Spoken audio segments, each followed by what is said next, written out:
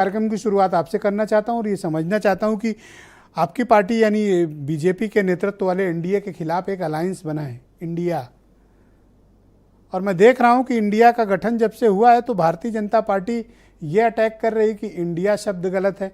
आपको इनके इंडिया होने पर इतराज है या फिर आप इनके मुद्दे के आधार पर विरोध कर रहे हैं?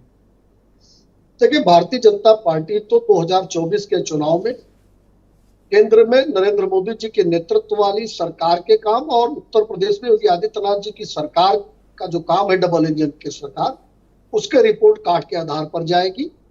और कुछ ज्यादा नहीं करना है ब्रिजेश जी। 2019 में उत्तर प्रदेश में हम 50% से ज्यादा वोट ले चुके हैं।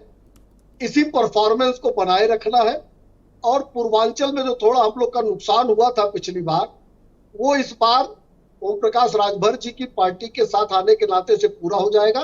जो हमारा लक्ष्य है कि आदरणीय नरेंद्र मोदी जी जब देश के प्रधानमंत्री बने तो वहां उत्तर प्रदेश का कंट्रीब्यूशन 80 सीटों का हो, वो उस लक्ष्य को उत्तर प्रदेश में हम प्राप्त करेंगे।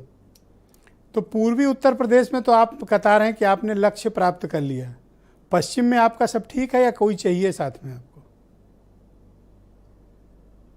देखिए ब्रिजेश जी, मैंने कहा ना कि 80 सीट पे हम काम करेंगे और 80 की 80 सीटें हम कंट्रीब्यूट करेंगे आदरणीय नरेंद्र मोदी जी को। जब प्रचंड बहुमत की एनडीए की सरकार देश में बने तो उत्तर प्रदेश का 100% सहयोग हो, इसके लिए हमारी पार्टी काम कर रही है। हमने जो काम किया इसको रिपोर्ट कार्ड को लेकर हम गांव-गांव, घर-घर, गली चौराहों पर जा रहे हैं। पिछले 1.5 महीने से हम अपना काम कर रहे हैं। अरे अकेले तो लड़ेंगे नहीं ना मनीष जी, अपने गठबंधन के दलों को बांटेंगे भी तो सीट। बिल्कुल, हम पहले भी भारतीय जनता पार्टी का ट्रैक रिकॉर्ड है, जो हमारे साथ रहता है उसके सम्मान के साथ अपने गठबंधन में रखते हैं। और आपको भी ध्यान में होगा 14 और 19 में हमारे पास इतनी सीटें थी केंद्र में कि हम अकेले सरकार बना लेते, लेकिन जो लोग हमारे साथ प्री पोल अलायंस में थे उन सबको सम्मान सहित मंत्रिमंडल में भी स्थान दिया गया। उत्तर प्रदेश में सरकार बनने पे उनका भी स्थान सुनिश्चित किया गया। आपने कहा कि पूर्वी उत्तर प्रदेश में ओम प्रकाश राजभर के आने से आपको बड़ा फायदा हुआ और जो आपने नुकसान उठाया था अब उसकी भरपाई हो जाएगी। राजभर को हिस्सा भी बड़ा चाहिए, आप तैयार हैं ना देने को? देखिए, हमारी पार्टी, हमारे राष्ट्रीय जनतांत्रिक गठबंधन के नेता, नीति और नियत तीनों तय है। इसलिए जहां ये तीनों चीजें तय होती हैं वहां सीटों की शेयरिंग को लेकर कोई झगड़ा नहीं होता। झगड़ा तो वहां होगा जहां कांग्रेस की अगुवाई में 26 दल एकत्रित हुए हैं।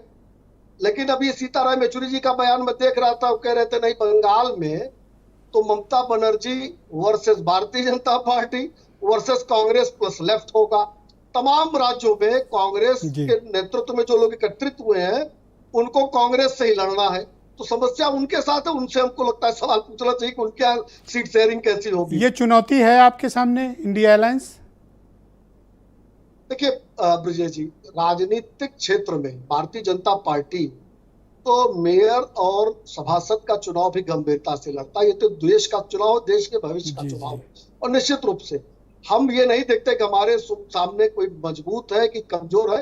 हम पूरी ताकत से लड़ते हैं, क्योंकि भारत का सवाल है, भारत के भविष्य का सवाल है और भारत के विकास का सवाल है। तो हम पूरे मजबूती से लड़ेंगे, कोई भी सामने हो हम उतने ही मजबूती से उनको। बहुत शुक्रिया आपका मनीष जी, हमारे साथ जुड़े।